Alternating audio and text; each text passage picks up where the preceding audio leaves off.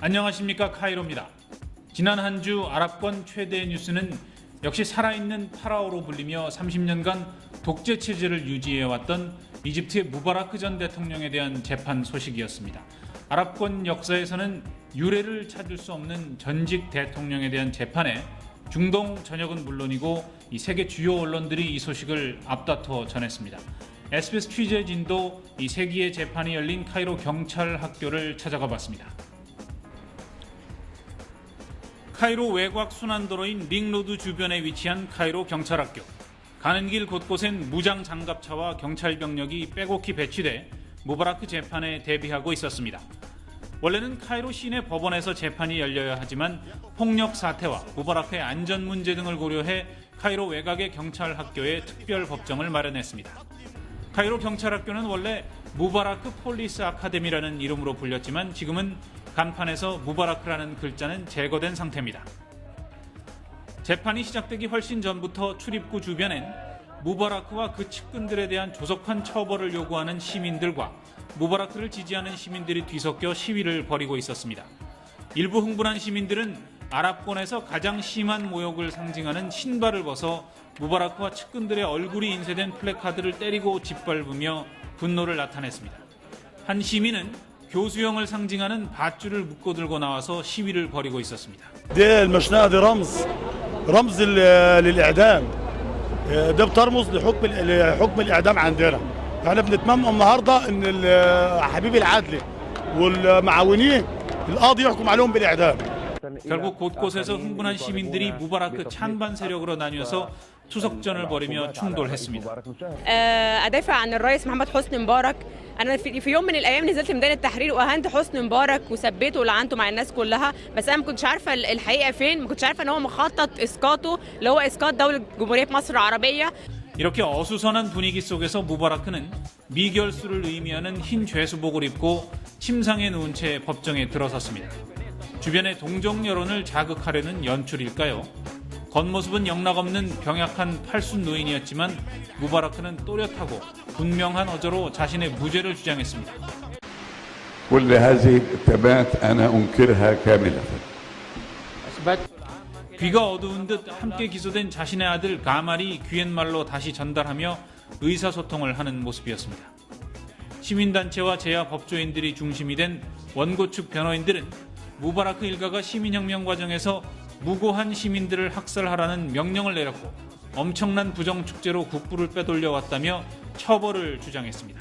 특히 학살 명령에 대한 책임 소재를 가리기 위해 군 최고 책임자로 현재 임시정부를 주도하고 있는 딴따위 장군도 법정에 출두해야 한다는 주장까지 제기됐습니다.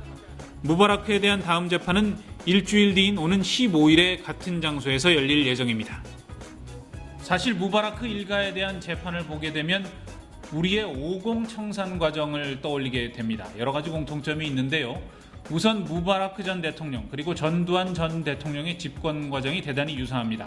전직 대통령이 테러 그리고 측근의 시해에 의해서 사망하자마자 본인들이 직접 쿠데타 또는 계엄령을 선포하면서 집권을 하게 되고요. 그리고 집권 기간 동안 저지른 부정부패 또 시민 학살 혐의로 사법적 단죄를 받게 된 모양새 또한 비슷합니다. 가장 눈에 띄는 것은 이들의 변명입니다.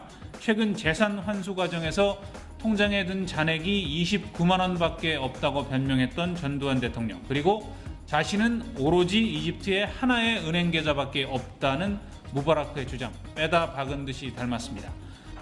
아랍권 민주화 시위가 이스라엘에도 영향을 미치고 있습니다. 이스라엘에서는 최근 수십만 명이 참여하는 반정부 시위가 계속되고 있는데요. 아랍권과의 대결 속에서 강력한 경찰 국가 체제를 유지해온 이스라엘에서 이렇게 중산층과 학생을 포함한 시민들이 거리 시위에 나선 것은 유례를 찾기 힘든 일입니다. 특히 국민소득 2만 달러가 넘는 중동 최고 수준의 경제 부국에다가 경제 성장률이 4%를 넘는 양호한 상태인데도 서민과 학생은 물론 유모차를 끈 엄마들까지 시위에 나서면서 흡사 이명박 정부 초기에 촛불 시위를 보는 듯한 착각이 들 정도입니다. 이들의 가장 큰 불만은 물가 폭등인데요. 특히 1년 새에 40~50%씩 폭등한 집값 때문에 살 수가 없다는 겁니다. 결국 이는 경제 성장의 열매가 일부 부유층에 집중되면서 빈부격차가 커지고 여기서 비롯된 생활고를 견디다 못한 시민들이 유례없는 반정부 시위에 나선 것입니다. 네타냐후 등 이스라엘 집권 보수 세력들은 이슬람 국가들과의 뿌리 깊은 반목을 이용해서 국내 정치적 불만을 통제해왔지만 인터넷의 발달과 무엇보다 광범위하게 확산된 서민들의 경제적 위기가 시위에 불을 붙인 셈입니다. 민주화 혁명을 겪고 있는 아랍권 국가들이나 시위로 몸살을 앓고 있는 이스라엘 모두 집권 세력들은 혼란의 배후에 이스라엘과 서구가 있다 또는 이슬람 세력이 있다면서 시선을 외부로 돌려서 위기를 모면하려 했지만 결국 시민들이 보기엔 진짜 공공의 적은 내부에 있었던 셈인 것 같습니다. 스탠다드 앤 푸어스가 미국의 국가 신용 등급을 한 단계 낮추면서 전 세계 금융시장의 후폭풍이 엄청난데요. 아랍권 금융시장 역시 요동을 치고 있습니다. 어제 한 주가 시작되는 일요일 이곳 이집트는 물론 두바이 그리고 이스라엘 텔아비브 증시 등 아랍권 증시가 일제히 폭락했습니다. 텔아비브 증시는 투자자들의 투매 현상으로 거래가 일시 중단되기도 했습니다.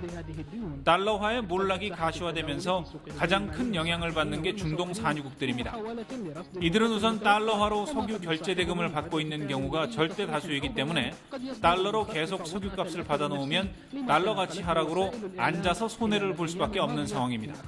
지난 2007년 미국발 금융위기 이후로 사우디를 포함한 중동 주요 산유국들이 석유 결제 수단을 다른 화폐로 바꾸는 방안을 검토 중이라는 보도가 나온 적이 있습니다. 이번에 2차 위기, 즉 더블딥이 가시화되고 달러 가치가 되돌릴 수 없는 하락의 길을 걷는다면 중동 산유국들이 석유 결제 수단을 다른 화폐로 바꿀 수도 있다는 관측이 다시 제기되고 있습니다.